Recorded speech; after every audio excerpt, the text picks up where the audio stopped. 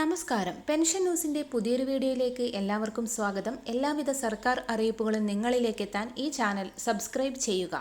സംസ്ഥാന സർക്കാരിന്റെ പ്രകടന പത്രികയിലൂടെ സർക്കാർ അറിയിച്ച പെൻഷൻ വർധനവ് ഇപ്രാവശ്യം ഉണ്ടായിരിക്കുമെന്ന സൂചനകളാണ് സർക്കാർ നൽകുന്നത്. ക്ഷേമ പെൻഷൻ 1600 രൂപയിൽ നിന്നും 100-200 രൂപയൊക്കെ വർദ്ധിപ്പിച്ചേക്കും. 1600 ലഭിക്കുന്നവർക്ക് 1700 രൂപ വരെ ലഭിക്കും.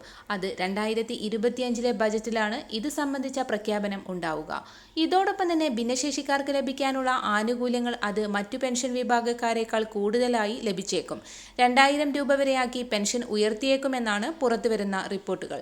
ഭിന്നശേഷിക്കാർക്ക് പ്രത്യേക പരിഗണന കൂടി നൽകിയേക്കുമെന്നാണ് ഇപ്പോൾ പുറത്തുവരുന്ന അറിയിപ്പുകൾ. ക്ഷേമ പെൻഷൻകാർക്ക് 2024 മാർച്ച് മാസം മുതൽ ഇതുവരെ മുടങ്ങാതെ പെൻഷൻ എത്തിച്ചേരുന്നുണ്ട്.